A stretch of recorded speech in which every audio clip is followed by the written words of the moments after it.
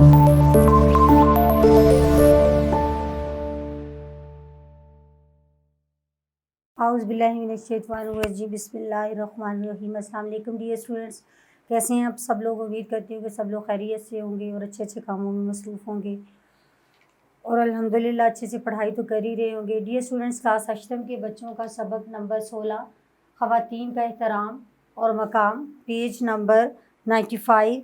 ये स्टूडेंट्स पहले 2 लेक्चर इसके हो चुके हैं। पहले लेक्चर में हमने पढ़ाई अल्फाज मानी तशरीह की, दूसरे लेक्चर में हमने इसका खुलासा किया।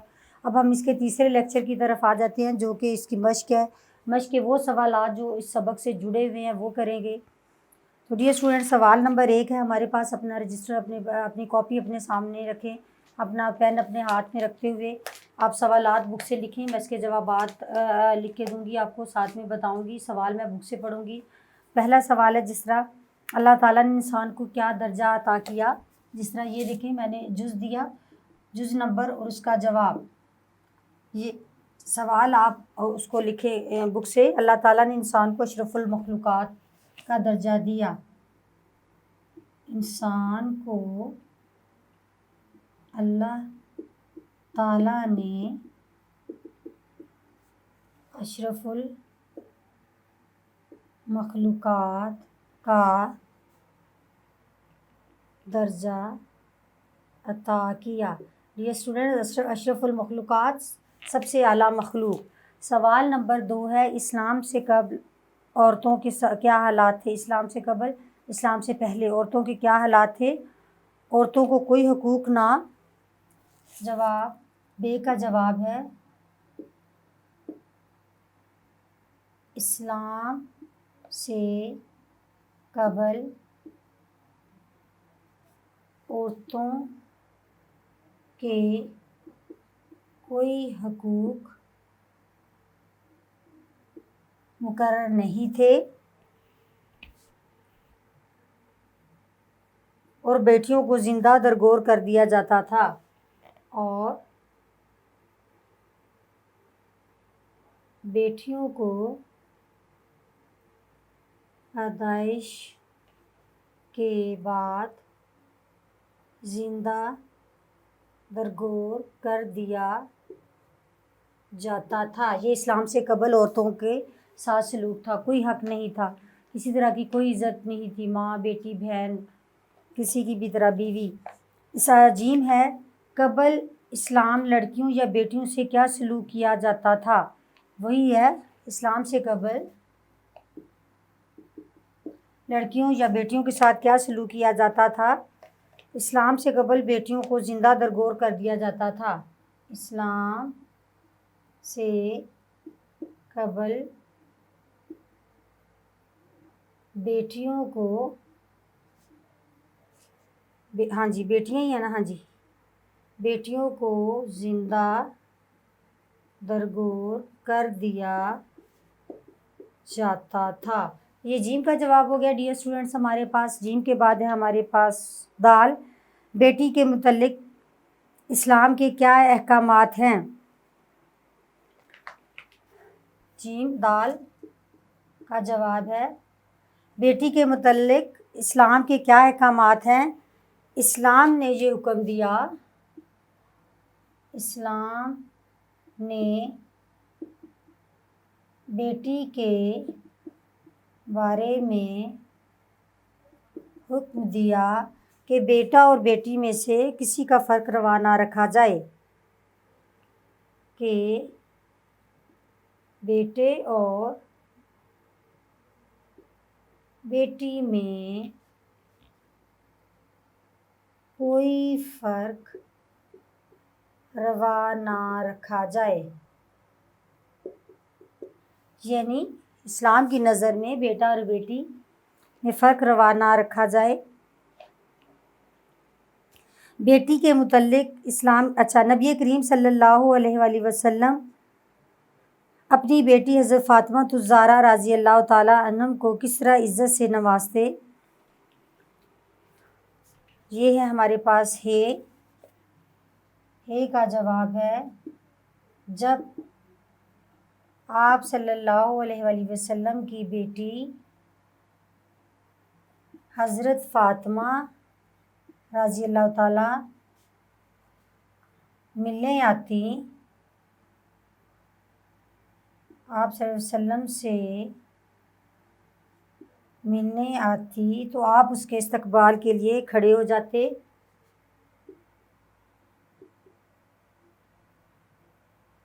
उसके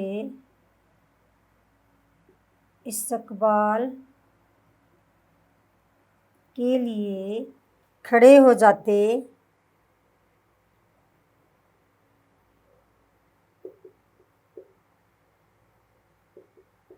और उसे अपनी जगह पर बिठा लेते और उसे अपनी जगह पर बिठाते। डियर स्टूडेंट्स, ये हमारे पास हे का जवाब हो गया। हे के बाद अगला है हमारे पास, बेटी के वालिदैन को इस्लाम ने क्या खुशखबरी सुनाई। बेटी के वालिदैन को अल्लाह ताला ने क्या खुशखबरी सुनाई, उसे ख़ानदान के लिए बाइसे रहमत करार दिया। इस्लाम ने बेटी को, हे के बाद है दाल,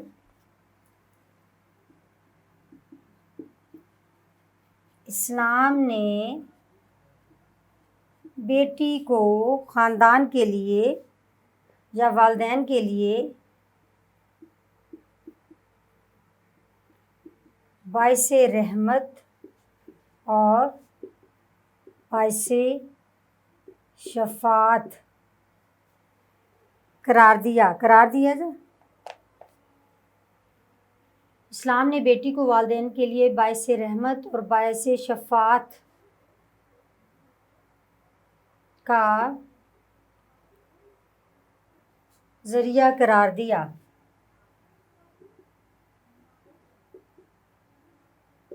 कि बेटी को इतना कि वो बाइसे रहमत भी है और बाइसे शफ़ाअत भी। शफ़ाअत यानी रोज़े क़यामत बख्शिश का वसीला बनेगी। बाइसे शफ़ाअत का वसीला करार दिया, ज़रिया नहीं वसीला कहना चाहिए। आगे है लास्ट वाला, इस्लाम ने मर्दों को बीवियों के मामले में क्या हुक्म दिया।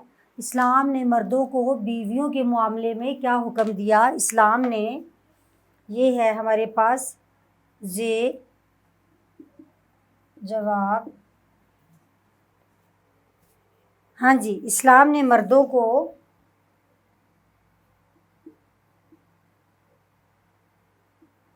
औरतों के नानो नफ़का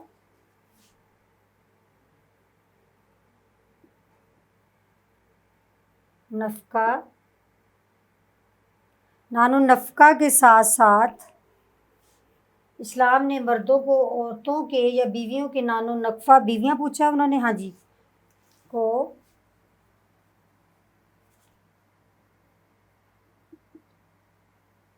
बीवियों के नानो नफ़का का मुनासिब इंतज़ाम और इज़्ज़त व तकरीम या नरमी व शफ़क़त का दर्स दिया, का हुक्म दिया और नरमी व शफ़क़त करने का हुक्म दिया। तो डियर स्टूडेंट, ये हमारे पास मुख्तसर सवालात के जवाबात हो गए। इस्लाम ने मर्दों को बीवियों के मामले में क्या हुक्म दिया। इस्लाम ने औरतों की जायज़ ज़रूरियात पूरी करने, नानो नुक्फ़ा का इंतज़ाम करने और उनके साथ नरमी शफ़क़त का सलूक या पेश आने का हुक्म दिया। तो डियर स्टूडेंट, सवाल नंबर 2 हमारे पास है। सवाल नंबर 2 की तरफ आ जाएं। सवालात के तफसीली जवाबात तहरीर करें। डियर स्टूडेंट, सवाल नंबर 1 है हमारे पास। सवाल नंबर 1 प्रेजेंटेशन के लिए बता दिया, 605 से लिखें। यही जो मैं आपको प्रेजेंटेशन बताऊंगी तफसीली सवालात के लिए कि पेपर पे कैसे करनी चाहिए, आप मुख्तसर सवालात के लिए भी वैसे ही करें। पूरा सवाल लिखने की बजाय सवाल की हेडिंग दें 605 मार्कर से, जो कट रिब होता है उसके नीचे 604 से आप हेडिंग दें। जिस तरह बेटी के वालिदैन आगे है, हदीस की मदद से बताइए इस्लाम ने बेटी और माँ को क्या मकाम अता फरमाया। इसका है हदीस की रूह से बेटी और माँ का मकाम। ये अपने डियर स्टूडेंट्स हेडिंग दे दी। ये देखिए हेडिंग आ गई। अब नीचे ये 604 से आपने हेडिंग दी, नीचे आपने जवाब लिखा। जवाब मैं आपको इधर बता दूं इसकी, आप देखें कि पेज नंबर 96 और पैराग्राफ नंबर आप देखें 1 2 3 4 वालदा तक। पैराग्राफ नंबर 1 2 3 ये हदीस हैं छोटी छोटी, और 4। डियर स्टूडेंट्स आप ये पेज खोलें, मैं आपको पढ़ के सुना देती हूँ। सामने पेज रखें। हदीस की मदद से बताइए कि इस्लाम ने माँ और बेटी को क्या मकाम दिया। आप ख़ातमुन नबीय्यीन सल्लल्लाहु अलैहि वसल्लम, पेज नंबर 96 है, बिल्कुल स्टार्ट देखें। आप ख़ातमुन नबीय्यीन सल्लल्लाहु अलैहि वसल्लम ने बेटी को ख़ानदान के लिए बाइस रहमत करार दिया और रोज़े क़यामत अपने वालिदैन के लिए बाइस शफ़ाअत करार दिया। हदीस पाक है तर्जमा, जिस किसी की लड़की हो फिर उसे ज़िंदा दरगोर ना करे, ना उसकी तौहीन करे, ना लड़के को उस पर तरजीह दे, अल्लाह ताला उसे जन्नत में दाखिल करेगा। इसी तरह एक और हदीस में नबी करीम सल्लल्लाहु अलैहि वसल्लम ने 2 उंगलियां जोड़कर इरशाद फरमाया, जिसने 2 बेटियों की परवरिश की वो और मैं एक साथ इन उंगलियों की तरह जन्नत में दाखिल होंगे। ये स्टूडेंट, इस्लाम ने माँ को जो मकाम, अगले देखें आप, चौथा जो पैराग्राफ है, ऊपर तो हदीस से पैराग्राफ है, इस्लाम ने माँ को जो मकाम अता फरमाया सभी उसी से वाकिफ़ हैं। माँ के कदमों तले जन्नत का होना इस अमर का गमाज़ है कि माँ को अल्लाह ताला ने किस कदर बुलंद मर्तबा व मकाम अता फरमाया। तो डियर स्टूडेंट्स ये जवाब था हमारा यहाँ तक सवाल नंबर अलिफ का। अब आप देखें कि सवाल नंबर बे, इसी लॉन्ग का सवाल नंबर बे, ये सवाल नंबर ए की बजाय इधर आप अलिफ जुज़ लिखेंगे। ये अब सवाल नंबर बे, इसी तरह 605 से आप लोग लिखिए सवाल नंबर बे। और सवाल क्या है, इसकी हेडिंग है पाकिस्तान में औरतों के साथ इम्तियाजी सलूक। पाकिस्तान में औरतों के साथ इम्तियाजी सलूक, ये आपने 604 से लिख ली हेडिंग। उसके बाद आपने जवाब लिखा। तो डियर स्टूडेंट इसमें देखें आप पेज नंबर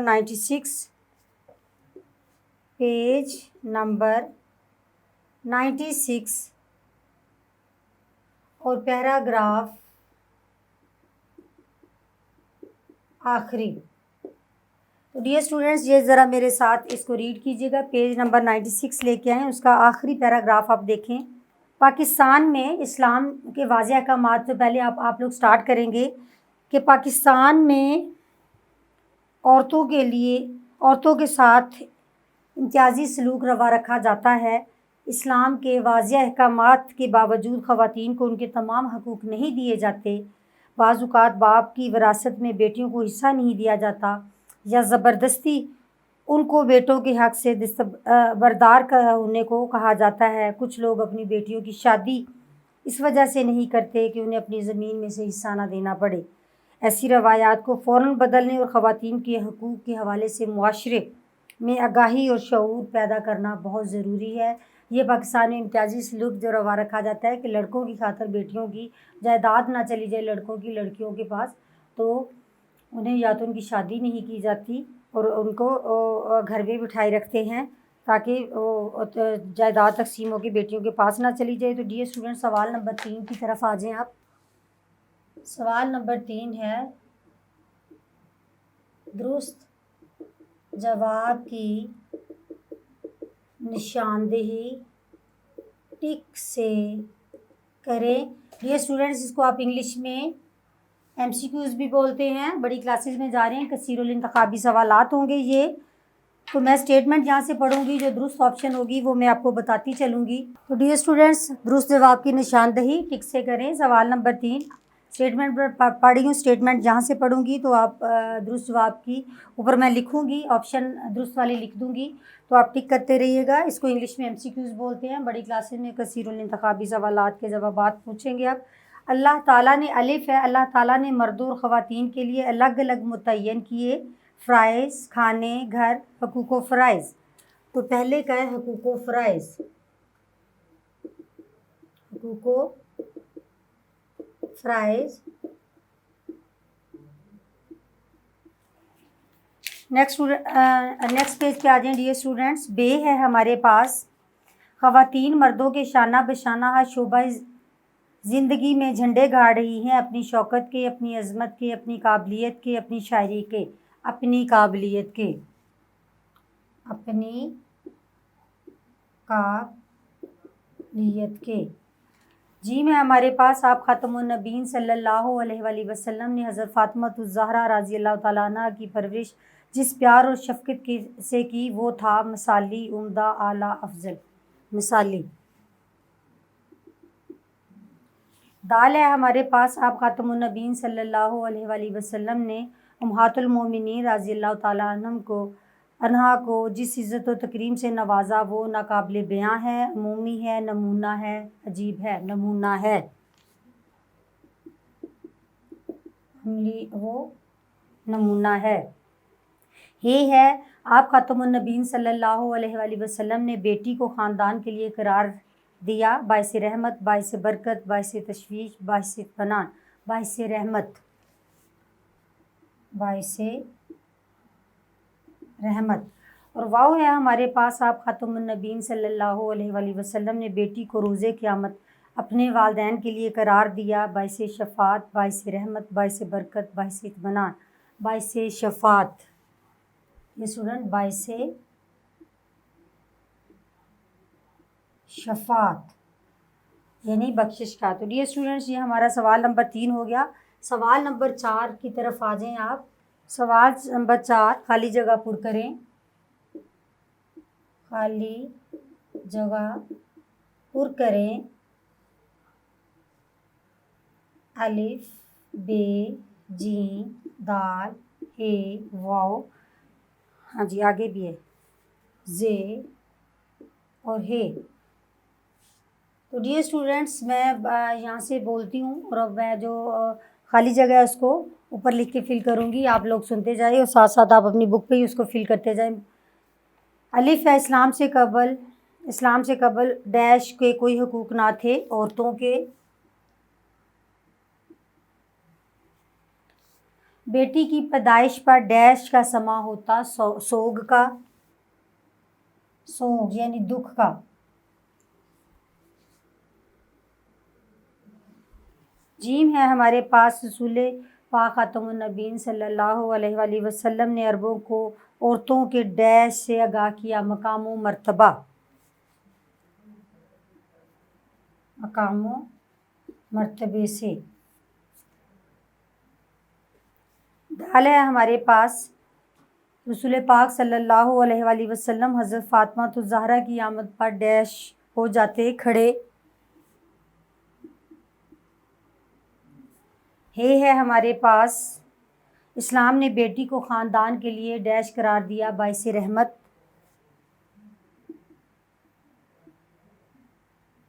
बाइस रहमत। वाव है हमारे पास, बेटी रोज़े क़यामत वालिदैन के लिए डैश है, बाइस शफ़ात। ये बाइस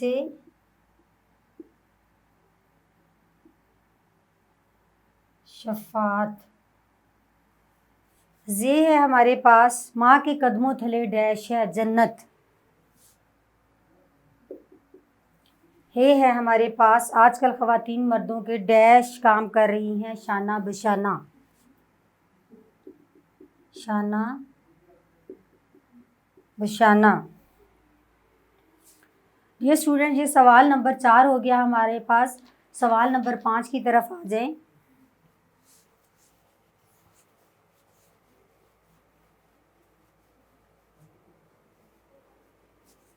सवाल नंबर 5, अल्फाज को जुमलों में इस्तेमाल करें। ये हमारे पास हो गए अल्फाज, ये हो गए जुमले।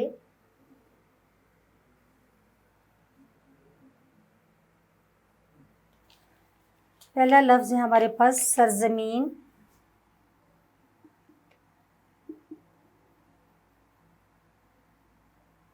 अल्लाह ताला हमारी सरज़मीन को शादो आबाद रखे। अल्लाह ताला हमारी पाक सरज़मीन को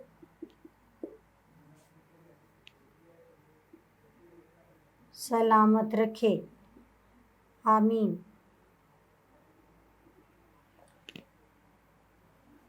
ये स्टूडेंट्स, अगला लफ्ज़ है हमारे पास दौरे जहालत।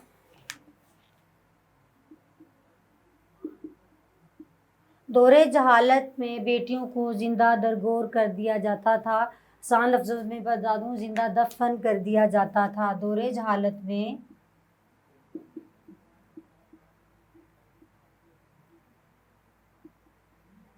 बेटियों को ज़िंदा दफन कर दिया जाता था। उसके बाद अगला लफ्ज़ है सोख। सोख जहालत के दौर में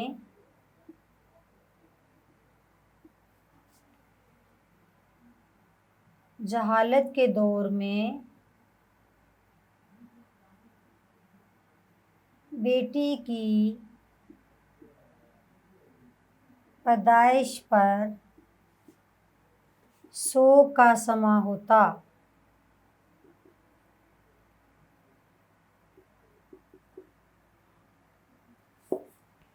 उसके बाद है अगला मुनव्वर।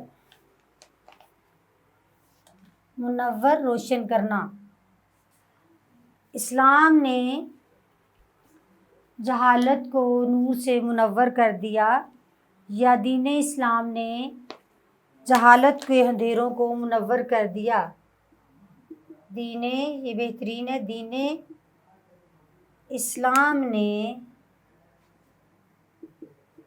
जहालत के अंधेरों को मुनव्वर कर दिया। उसके बाद लास्ट है वरासत। वरासत बाप की वरासत में